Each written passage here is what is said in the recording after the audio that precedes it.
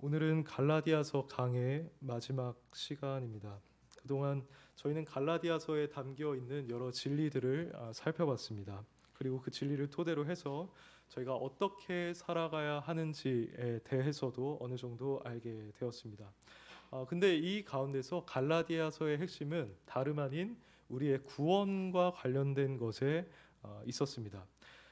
하나님께서는 우리의 행동을 다 보고 계시고 실제로 관심도 갖고 계시기는 하지만 구원과 관련된 영역에 있어서 우리의 행동은 하나님 앞에서 결코 그 어떤 공로로 여겨질 수 없다고 말씀을 드렸습니다. 우리는 우리가 얻게 되는 이 행함으로 말미암은 의는 결코 하나님 앞에서 내세울 수가 없습니다. 왜냐하면 우리가 성경 전체를 보면 알 수 있듯이 하나님은 완전한 분이시고 그렇기 때문에 우리에게 완전한 의를 요구하고 계시는데 우리는 그 하나님께서 받으실 만한 의를 창조해낼 수가 없기 때문이죠. 우리가 아무리 열심히 주님의 뜻을 따라서 살아간다고 해도 말입니다. 그래서 우리에게는 신적인 의가 필요합니다.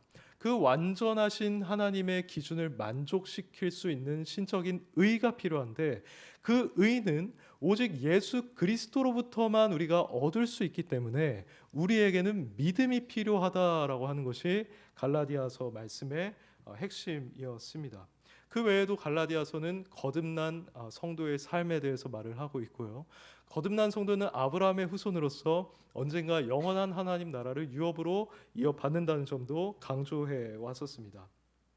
이제 바로 오늘 본문 6장 11절 그리고 18절에서 갈라디아서의 결론을 맺습니다. 근데 이 갈라디아서의 결론부는 다른 서신들과 비교했을 때 조금 특이한 점이 있습니다. 일반적으로 다른 서신들에서 바울은 보통 마무리할 때 간단하게 권면을 하고 인사말을 함으로써 마치는 경우가 많았습니다. 예를 들어서 로마서 마지막 장인 16장을 보시면 수많은 사람들을 언급하면서 이들에게 문안하라고 얘기를 하죠. 그리고 복음의 능력이 너희에게 견고하게 있기를 원한다고 기원을 하면서 그 서신을 마무리합니다. 그리고 고린도 전서 16장도 마찬가지입니다. 여기서도 몇 가지 권면의 말을 하다가 주 예수 그리스도의 은혜가 그들과 함께하기를 기원하면서 마치게 되죠. 그런데 갈라디아서에서는 이러한 패턴이 나타나고 있지 않습니다. 물론 5장 13절부터 6장 10절까지 중요한 권면을 하고 있기는 하지만 오늘 본문 11절에서부터 등장하는 내용은 권면이나 인사말이라기보다는 자신이 지금까지 말해온 내용의 핵심을 마지막으로 강조하고 있는 것에 가깝습니다. 그래서 11절을 보시면 바울은 내 손으로 너에게 이렇게 큰 글자로 쓴 것을 보라고 하고 있죠. 이 말씀은 저희가 두 가지로 해석을 할 수가 있습니다. 하나는 바울이 처음부터 끝까지 다 친필로 작성했다라는 말로 우리가 해석을 할 수가 있고 또 다른 하나는 바울이 평소에 그러했던 것처럼 대필자를 통해서 이 갈라디아서 서신을 쓰다가 마지막에만 자신이 썼다라고 하는 것입니다. 근데 일반적으로 대다수의 신학자들은 후자의 견해를 취하고 있고 실제로 바울은 마지막에만 자신이 직접 씀으로써 이 서신이 자신의 것이라는 것을 확인시켜 주곤 했다는 점에서 저희도 후자의 견해를 취하는 것이 옳을 것입니다. 그럼 바울은 지금 서신의 마지막을 자신이 직접 쓰고 있는 것인데 11절에서 그는 이렇게 큰 글자로 쓴 것을 보라고 합니다. 이것은 바울이 이 갈라디아서의 결론부에서 무언가 강조하고 싶다는 것을 보여주고 있습니다. 내가 직접 이렇게 큰 글자로 강조해서 쓰고 있으니 너희는 이 내용을 주목하고 명심하라고 말을 하고 있는 것이죠. 그리고 나서 바울은 12절부터 갈라디아 교인들을 잘못된 신앙으로 빠지게 만들었던 유대주의자들의 저희를 드러내고 그들과 자신을 비교함으로써 참된 복음을 따르는 신앙의 본질이 어떠한 것인지를 드러내 보여주고 있습니다. 이것은 그만큼 바울이 갈라디아 교인들을 염려하고 있으며 또 그들이 바른 신앙으로 돌아오기를 원하는 마음을 보여주는 대목이라고 할 수 있겠습니다. 이처럼 본문은 바울이 마지막으로 기독교 신앙의 본질을 역설하고 있는 부분이기 때문에 전체 서신의 내용 중 아주 중요한 부분에 해당된다고 말할 수가 있을 것입니다. 그래서 라이트풋이라는 유명한 학자는 이 결론부가 갈라디아서에 주된 교훈들을 열정적인 문장으로 요약해주는 기능을 하고 있다라고 하였고, 다른 학자들도 다른 서신들과는 달리 이 갈라디아서의 결론 부분은 특별하게 주목할 가치가 있다라고 하였습니다. 그렇다면 지금부터 이 본문의 내용을 통해서 바울이 마지막으로 강조하면서까지 말하고자 했던 신앙의 본질이 무엇인가를 저희가 함께 살펴보기를 원합니다. 첫 번째로 본문을 따르면 바울이 말하고 있는 신앙의 본질은 외적인 것이 아니라 내적인 것에 있었습니다. 이 말을 이해하기 위해서 저희는 먼저 갈라디아 교인들을 잘못된 방향으로 이끌었던 유대주의자들이 어떠한 자들이었는지를 알 필요가 있습니다. 12절을 보겠습니다. 바울은 이렇게 말합니다. 물은 육체의 모양을 내려하는 자들이 억지로 너희에게 할례를 받게 함은 그들이 그리스도의 십자가로 말미암아 박해를 면하려 함뿐이라고 합니다. 이 유대주의자들은 지금까지 갈라디아서 강의를 통해 말씀드렸던 것처럼 예수 그리스도를 믿는 것만으로는 충분하다고 말하지 않고 그에 더해서 할례를 받아야 하고 율법을 준수해야 한다고 말을 해왔던 자들이었습니다. 근데 어쩌면 이들은 정말로 이 사실을 믿고 그렇게 주장했을 수도 있습니다. 하지만 바울은 여기서 그렇게 주장했던 이 유대주의자들의 저희가 무엇이었는가를 드러내고 있는데, 그들이 그렇게 할례와 율법 준수를 강조해왔던 이유는 다름이 아니라 박해를 면하기 위함이었다는 것입니다. 저희 모두가 잘 알고 있듯이 초대교회 당시에 그 기독교인들은 유대인들로부터 굉장한 핍박을 받아왔습니다. 예수 그리스도께서도 유대인들로부터 수많은 박해를 받았고, 그래서 결국 십자가에서 죽기까지 하셨죠. 그 예수님 이후에 복음을 전했던 성도들도 마찬가지였습니다. 대표적으로 스데반은 그들에게 진리를 전하다가 돌에 맞아서 죽었고, 사도 바울도 유대인으로서 기독교인들을 핍박하다가 회심한 뒤에는 이제 유대인으로부터 핍박을 받아서 이 지역 저 지역으로 돌아다니는 처지가 되었죠. 이처럼 유대인들은 기독교인들이 예수 그리스도를 메시아로 여기는 것뿐만 아니라 그 기독교인들이 할례나 율법 준수와 같은 것을 더 이상 중요하게 여기지 않다는 것을 못마땅하게 여기고 지속적으로 그들을 핍박해 왔습니다. 그런데 본문에 등장하는 유대주의자들은 바로 이러한 상황을 알고 있었던 것이죠. 그래서 그들은 자신들이 기독교 신앙을 받아들이긴 했지만 동시에 자신들은 할례를 중요하게 생각한다. 그리고 율법 준수도 중요하다라고 말을 함으로써 이 핍박에서 어느 정도 면하고자 했었던 겁니다. 바울은 그들이 바로 이런 이유 때문에 할례와 율법 준수를 강조한 것이라고 밝히고 있는 것이죠. 이처럼 유대주의자들은 하나님보다도 사람을 의식하고 사람을 두려워하는 자들이었습니다. 그래서 그들의 신앙에는 할례라는 외적인 것, 다른 이의 눈에 보이는 것이 중요하게 여겨질 수밖에 없었던 겁니다. 이들이 이렇게 외적인 것에만 집중하고 있었다는 것은 13절을 봐도 알 수가 있습니다. 13절 상반절을 보시면 이렇게 말하죠. 할례를 받은 그들이라도 스스로 율법은 지키지 아니하고 라고 말을 합니다. 그러니까 이것은 그들이 겉으론 율법 준수나 할례를 중요하게 여겼지만 실제로는 하나님의 뜻을 행하는 것에는 관심이 거의 없었다는 겁니다. 이것은 예수님께서 신랄하게 비판했던 외식주의자들에 대한 것과도 관련이 있겠죠. 예수님은 바리새인들을 비판하면서 그들은 말은 잘하지만 실제로는 행하지 않는다. 그러니까 그들을 본받지 말라고 말씀하셨었는데 여기 나오는 유대주의자들도 그와 동일한 모습을 따르고 있었던 겁니다. 그러니까 정리하자면 이 갈라디아 교회 침투에서 그들의 신앙을 전복시키고자 했던 유대주의자들은 사람을 과도하게 의식하고 두려워하는 자들이었으며, 그러다 보니 내적인 것보다 외적인 것을 준수하는 일에 더 중요점을 두었고, 그렇지만 실제로는 하나님의 뜻을 전혀 행하지 않는 그런 외식자들이었다는 것입니다. 바울이 보기에 이런 모습들은 진정 기독교 신앙의 본질과는 아주 거리가 먼 것이었습니다. 이것은 그가 보기에 비겁한 타협이었고 하나님의 영광과 교회의 유익보다는 자신의 안위를 더욱더 살피는 매우 수준 낮은 신앙의 모습이었습니다. 그리고 외적 요소들, 남에게 보이는 것에 집착하는 것도 바울이 보기에 결코 신앙의 본질에 속한 것은 아니었습니다. 그렇다면 바울이 보기에 진정한 신앙의 본질은 어디에 있었을까요? 본문에 따르면 바로 그것은 인간의 마음, 인간의 내면에 있었습니다. 이것을 15절에서 잘 말해주고 있습니다. 할례나 무할례가 아무것도 아니로되 오직 새로 지으심을 받는 것만이 중요하니라고 하죠. 바울이 보기에 진정한 신앙에 있어서 할례는 아무것도 아니었습니다. 이걸 조금 더 넓혀서 해석을 하자면 신앙에 있어서 외적인 것은 그렇게 중요한 게 아니라는 말이죠. 그럼 무엇이 중요합니까? 그것은 바로 여기서 말하듯이 새로 지음을 받는 것입니다. 여기서 바울이 말한 새로 지음을 받는다는 것은 예수 그리스도를 믿고 거듭난 존재가 되는 것을 의미하는 것이죠. 그러니까 여기서 바울이 말하고자 하는 건 너희가 아무리 그렇게 외적으로 할례를 중요하게 여기고 겉으로 율법을 지키는 것처럼 보인다고 할지라도 너희들이 실제로 거듭나지 않았다고 한다면 그것들은 아무런 소용이 없다라고 말하고 있는 것입니다.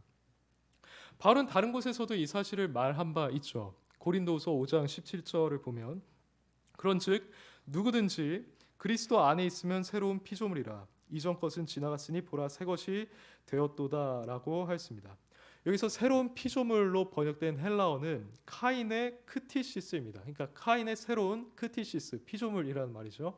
근데 오늘 본문에도 새로 지으심을 받는 것이라고 하는데 이것도 헬라어 원문을 보면 똑같습니다. 카인의 크티시스라고 말하고 있습니다. 그러니까 결국 두 본문은 같은 것을 말하고 있다는 것이죠. 누구든지 그리스도 안에 있으면 그는 새로운 피조물이 된다는 겁니다. 이전 것은 지나가고 새 것이 된다는 말입니다. 그럼 어떻게 이런 일이 일어나는가 했을 때 그것은 바로 그가 물과 성령으로 거듭났기 때문입니다. 위로부터 그가 났기 때문이고 영적으로 다시 태어났기 때문이라는 것이죠. 근데 이것은 예수 그리스도를 믿는 자라면 누구에게나 일어나는 일입니다. 왜냐하면 누군가 예수 그리스도를 믿는 순간 그 영혼은 예수 그리스도와 연합이 되기 때문입니다. 그래서 에베소서 2장 5절을 보시면 바울은 허물로 죽은 우리를 그리스도와 함께 살리셨고라고 말을 합니다. 여기서 허물로 죽었다라는 말은 영적으로 죽어 있었다라는 말인 것이죠. 육신이 살아있었음에도 불구하고 그의 영혼은 사망한 상태 가운데 있었던 겁니다. 근데 이렇게 영적으로 죽어있던 우리가 그리스도와 함께 살았다라고 얘기를 합니다. 즉 영적으로 새 생명을 얻게 되었다는 것인데 이것은 다름 아닌 그리스도와 함께 그리스도와 연합한 가운데 그분의 생명을 공유받음으로써 이루어진 일이라는 것입니다. 이처럼 우리가 그리스도 안에서 그 연합 가운데서 거듭나게 된다는 것은 에베소서 2장 10절에서도 더 분명하게 나타나고 있습니다. 여기서 바울은 우리는 그가 만드신 바라 그리스도 예수 안에서 선한 일을 위하여 지으심을 받은 자니라고 얘기를 합니다. 근데 여기서 흥미로운 사실은 지으심을 받은 자니라고 했을 때 여기에 쓰인 동사는 크티조입니다. 근데 아까 말씀드린 그 피조물이라고 했을 때 그것은 크티시스였죠.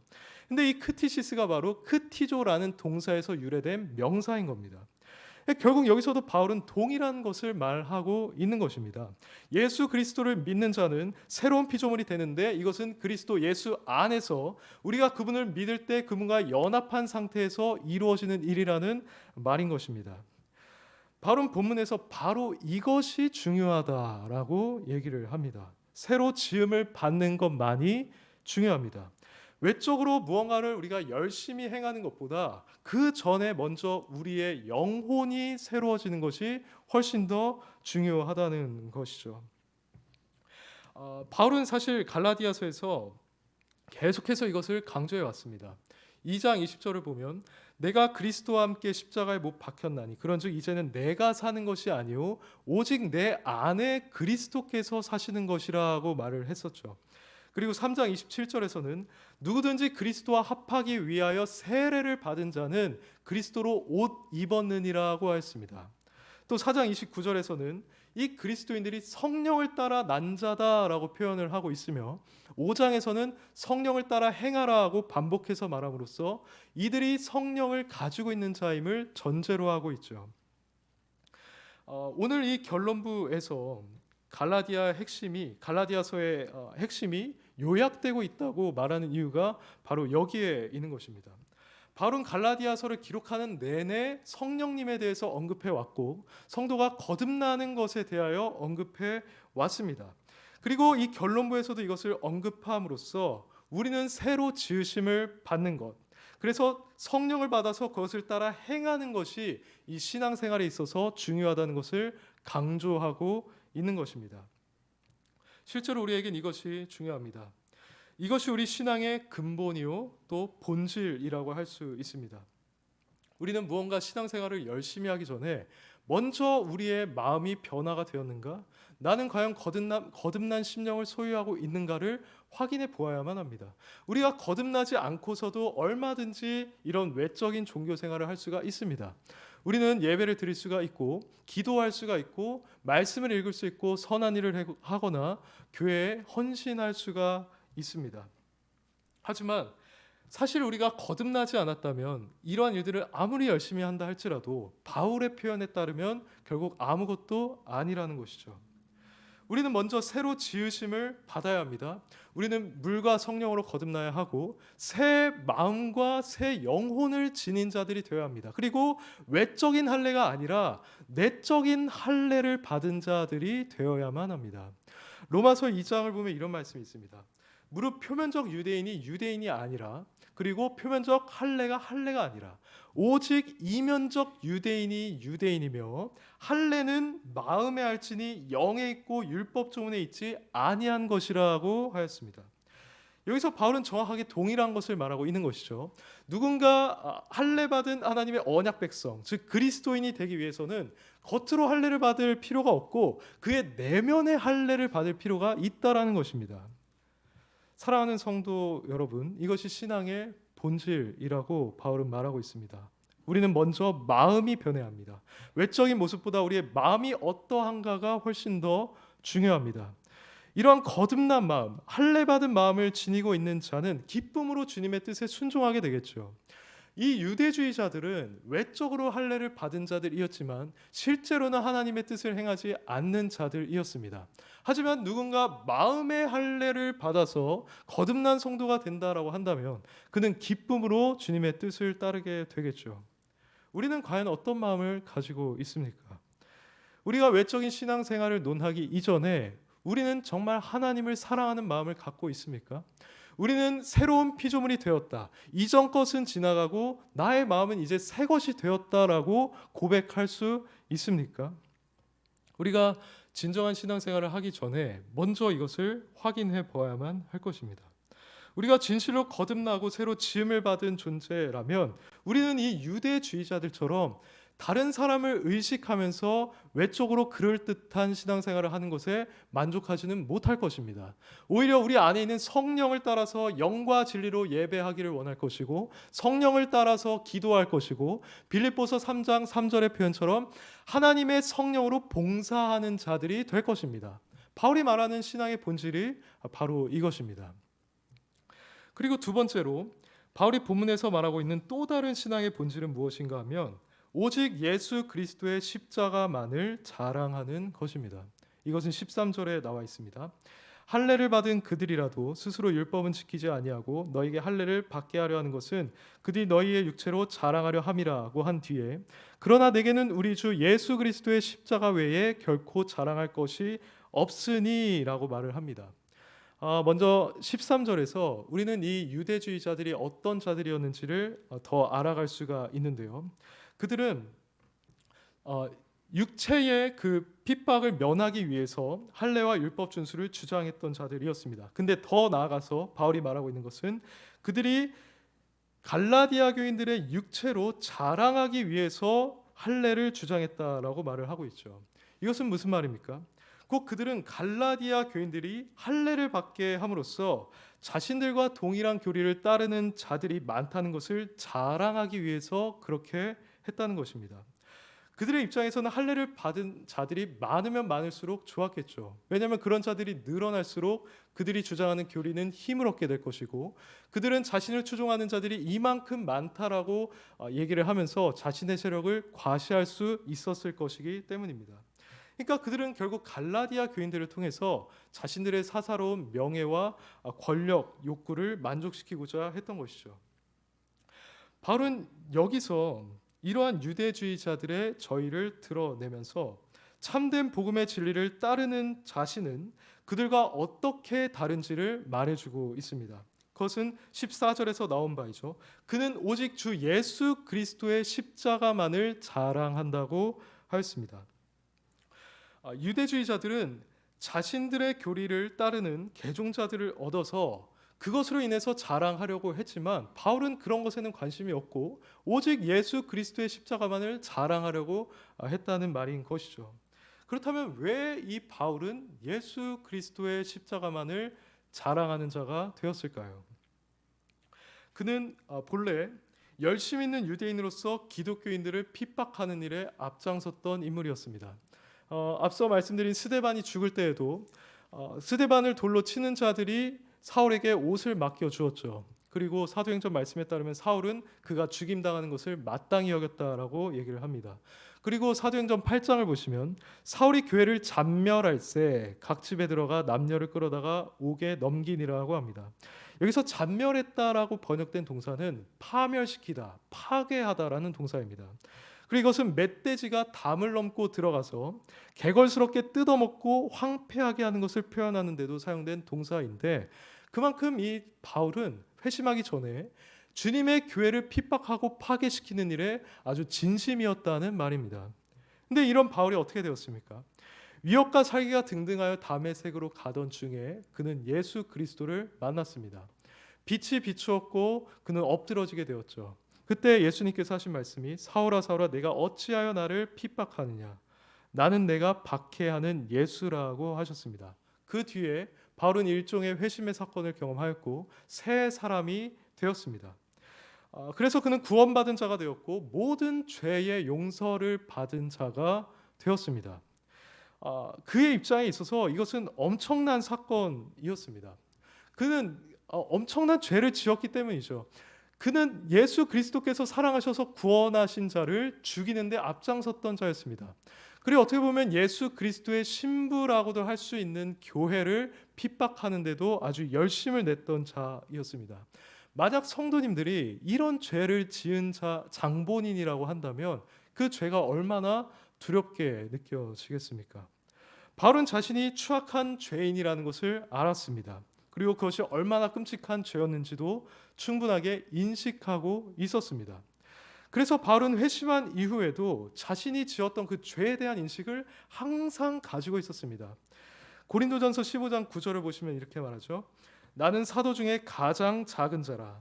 나는 하나님의 교회를 박해하였으므로 사도라 칭함받기를 감당하지 못할 자니라고 하였습니다.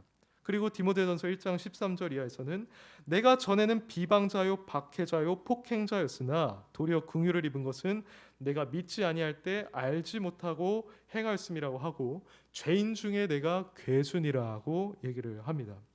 이외에도 바울은 자신이 지었던 죄들을 다른 데에서 계속 반복해서 언급을 하는데 이것은 그만큼 자신이 죄를 지었다는 인식이 아주 뿌리 깊었다는 것을 보여주는 겁니다. 그런데 이랬던 바울이 주 예수 그리스도를 만난 뒤에 구원을 받았습니다. 그의 모든 죄가 다 용서함을 받았습니다. 그리고 자신이 로마서 8장 1절에서 표현한 것처럼 그에겐 더 이상 정죄함이 없게 되었고 그는 하나님 앞에서 의롭다함을 받은 자가 되었습니다. 이 진리를 깨달았을 때 바울의 입장에서 이것은 얼마나 큰 기쁨이었을까요? 얼마나 예수 그리스도의 대속의 은혜에 감사하는 마음을 가지게 되었을까요? 그는 평생의 복음을 전했는데 이렇게 그가 평생 복음 전하는 일에 헌신할 수 있었던 이유는 바로 그 복음의 능력과 은혜를 자신이 아주 깊이 체험하였기 때문이었습니다. 그에게 있어서 죄사함의 사건이라는 것은 그의 인생에 있어서 최대의 사건이었다고도 말할 수가 있을 겁니다. 그러니까 상황이 이렇다 보니까 바울에게 있어서 예수 그리스도의 십자가라는 것은 자신의 삶에 있어서 전부였던 것이고 자신이 유일하게 자랑할 것이었던 말입니다. 그렇게 여기는 것은 당연한 결과인 거죠. 그에게 예수 그리스도의 십자가로 말미암아 받아 누리게 된 죄 용서와 영생의 은혜는 유대주의자들이 추구했던 세상의 명예와 영광과는 비교할 수가 없었던 겁니다. 하지만 그가 십자가를 통해서 누린 은혜는 그것이 다가 아니었습니다. 앞서 그는 오직 새로 지으심을 받는 것이 중요하다라고 말을 했었는데 그 자신이 이 은혜를 경험했습니다. 그는 예수 그리스도를 믿지도 않았고 오히려 교회를 핍박하는 자였는데 구원을 받고 새 사람이 된 이후에 그 누구보다도 열렬하게 예수 그리스도를 믿는 자가 되었고 주님의 복음을 목숨 걸고 전파하는 자가 되었습니다. 그에게 십자가는 이러한 거듭남의 은혜를 경험하게 하는 통로였습니다. 그에게 있어서 그리스도의 죽으심과 부활은 자신의 옛사람의 죽음과 새 사람으로의 거듭남과 같은 것이었습니다. 그래서 로마서 6장 5절 이하에서는 이렇게 말을 하고 있죠. 만일 우리가 그의 죽으심과 같은 모양으로 연합한 자가 되었으면 또한 그의 부활과 같은 모양으로 연합한 자도 되리라. 우리가 알거니와 우리의 옛사람이 예수와 함께 십자가에 못 박힌 것은 죄의 몸이 죽어 다시는 우리가 죄의 종노릇하지 아니하려 함이니라고 말합니다. 여기서 말하는 것처럼 바울에게 있어서 이 십자가 사건이라는 것은 그분과의 연합 가운데서 자신의 옛사람, 옛 자아가 죽는 사건이었습니다. 그에게 십자가는 항상 이런 의미였습니다. 갈라디아서 2장 20절을 봐도 내가 그리스도와 함께 십자가에 못 박혔나니 라고 하였습니다. 그리고 5장 24절에서도 그리스도의 예수의 사람들은 육체와 함께 그 정욕과 탐심을 십자가에 못 박았느니라고 얘기를 했었죠. 이처럼 바울에게 있어서 예수님의 십자가라는 것은 자신의 죄를 다 용서받게 했을 뿐만 아니라 그 자신의 존재 자체도 완전히 뒤집어 놓은 것이었습니다. 이런 점에서 바울에게 십자가는 그의 모든 것이었습니다. 그리스도의 십자가가 아니었다면 현재 자신도 존재하지 않았을 것이고 미래의 소망도 전혀 없었을 것이기 때문입니다. 이렇게 십자가는 바울에게 총체적인 영적인 복을 전해주었기 때문에 그는 오직 십자가만을 자랑한다고 말하고 있습니다. 이것을 또 더 잘 보여주는 구절이 고린도전서 1장 30절부터 나와 있죠. 너희는 하나님으로부터 나서 그리스도 예수 안에 있고 예수는 하나님으로부터 나와서 우리에게 지혜와 의로움과 거룩함과 구원함이 되셨으니 기록된 바 자랑하는 자는 주 안에서 자랑하라 함과 같게 하려 함이라고 하였습니다. 사랑하는 성도 여러분, 이것이 바로 바울의 고백이었습니다. 그는 예수 그리스도의 십자가만을 자랑하는 자였습니다.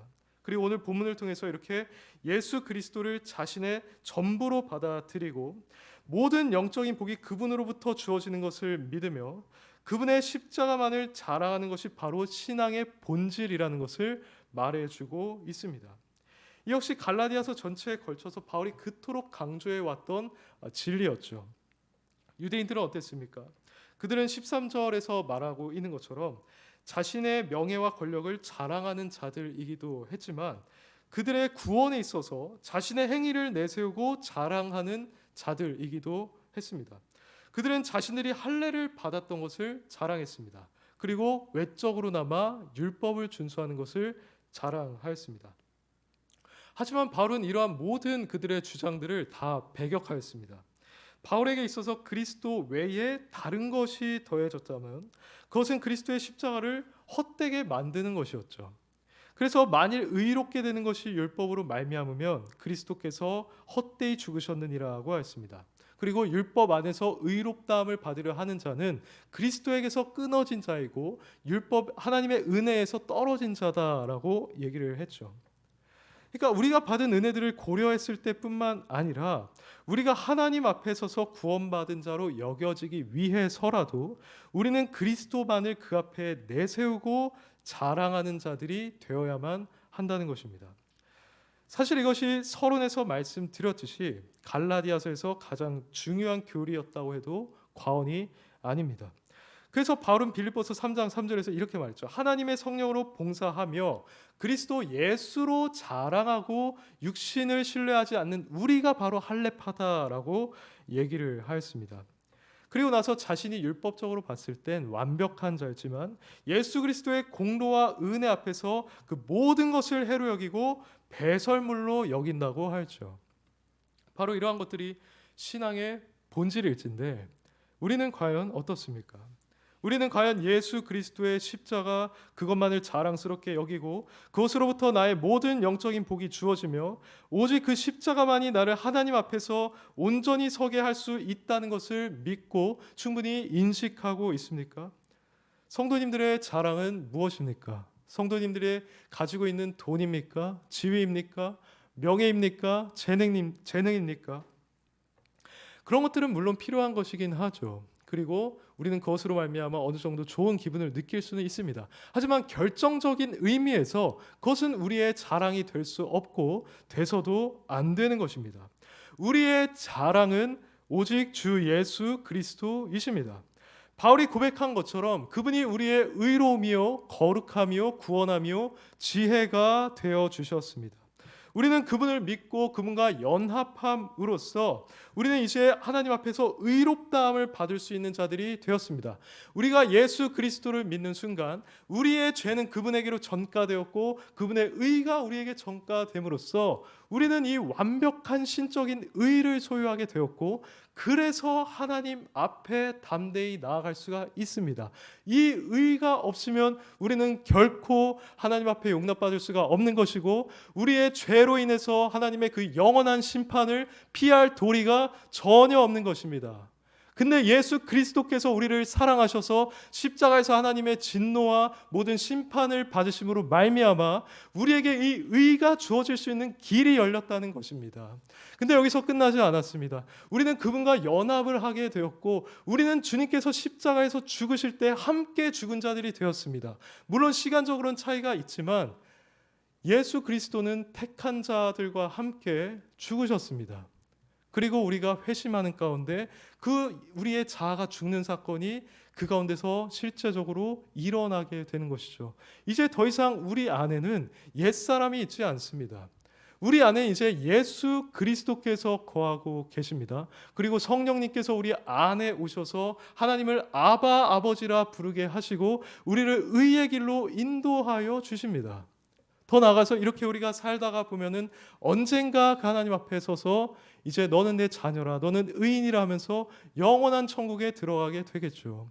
이러한 총체적인 은혜가 다 누구로부터 말미암는 것입니까? 우리가 이런 영적이고 영원한 복을 누구로부터 말미암아 누릴 수 있는 것입니까? 바로 주 예수 그리스도로부터만 누릴 수가 있다는 것입니다. 이분 외에는 우리가 구원받을 만한 이름이 없는 것이고 이분께서 주어주신 은혜를 비교했을 때 우리가 가지고 있는 그 가짜는 재능들 비교한 어떤 우리의 재산들은 다 아무것도 아니게 되는 것입니다. 과연 예수 그리스도가 우리의 유일한 자랑인가?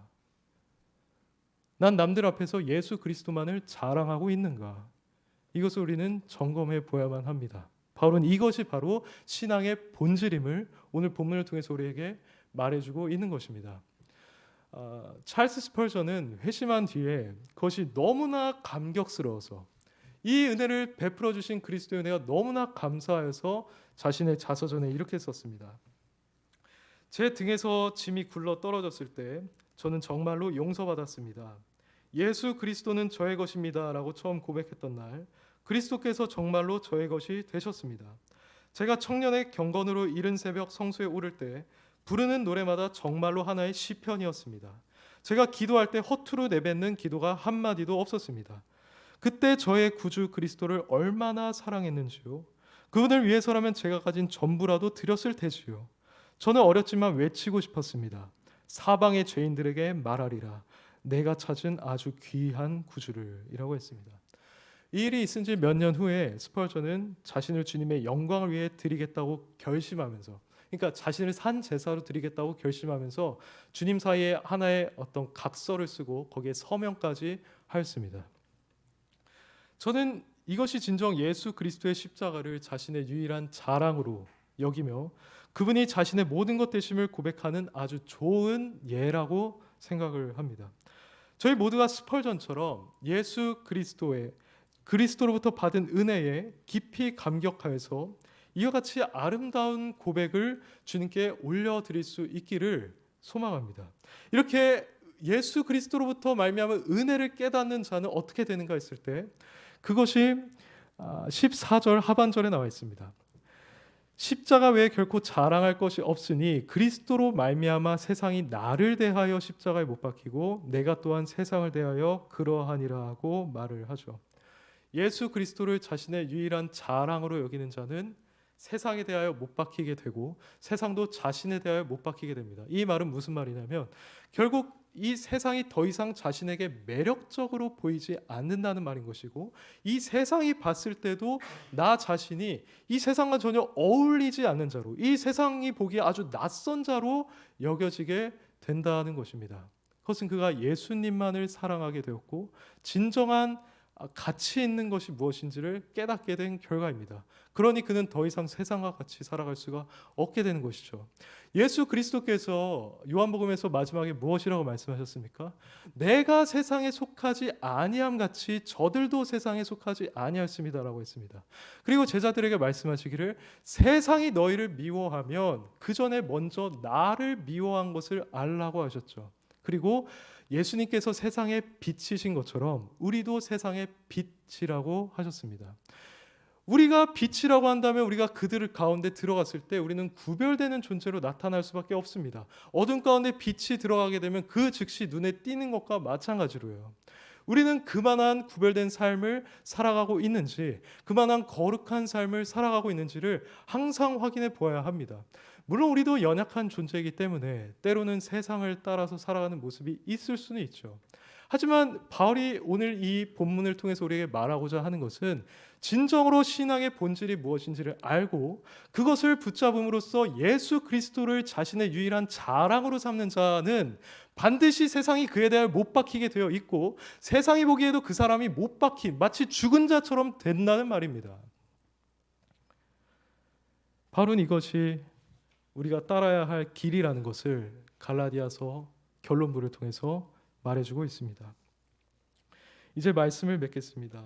그동안 저희는 갈라디아서를 처음부터 살펴보면서 복음의 은혜를 깊이 묵상해 왔습니다. 그리고 오늘 이 결론부를 통해서도 갈라디아서에 나타나는 핵심 진리들을 살펴보았고 그것이 결국 신앙의 본질이라는 것을 알게 됐습니다. 새로 지으심을 받는 것, 즉 우리의 마음이 변하는 것, 또 예수 그리스도로 말미암은 그 은혜의 가치를 깨닫고 그분만을 나의 자랑으로 여기는 것, 이것이 신앙의 본질이라는 것입니다. 근데 16절에서 이렇게 말하죠. 무릇 이 규례를 행하는 자에게와 하나님의 이스라엘에게 평강과 긍휼이 있을지어다라고 합니다. 여기서 이 규례를 행하는 자가 바로 신앙의 본질을 붙잡고 있는 자입니다. 그러니까 새로 지으심을 받아서 예수님만 자랑하는 자가 이 규례를 행하는 자라는 것이죠. 근데 이 말씀을 보면 이 규례를 행하는 자와 하나님의 이스라엘이 마치 다른 두 대상을 가리키는 것처럼 표현되고 있는데 사실 문맥과 헬라어 문법을 고려하면 이 둘은 결국 같은 것입니다. 그래서 정리하자면 이 신앙의 본질을 따르는 자는 결국 영적인 이스라엘이라는 것이죠. 하나님의 이스라엘, 그 언약 백성이라는 것이고 더 나아가서 이것은 우리가 영적인 아브라함의 후손이 되었다라는 말입니다. 그래서 우리가 이 신앙의 본질을 끝까지 붙잡고 나아간다면 예수 그리스도만을 나의 전부로 여기고 그분만을 위해서 우리가 살아간다면 우리는 하나님 앞에서 그 아브라함의 후손으로 여겨지게 될 것입니다. 하나님께서 아브라함에게 약속하셨던 것은 바로 영생이었고 하나님 나라였습니다. 이것을 받아 누릴 수 있는 자는 오직 아브라함의 후손들 밖에는 없는데 우리가 이 신앙의 본질을 추구하면서 살아갈 때에 우리는 진정한 그 아브라함의 후손으로서 인정받게 된다는 말입니다. 그러므로 이 사실을 우리가 기억하면서 우리가 새로 지음을 받은 자들로서 오직 예수 그리스도만을 자랑하고 세상에 대하여 못 박힌 자들로서 거룩하게 살아가는 저와 여러분이 되기를 예수님의 이름으로 축원합니다.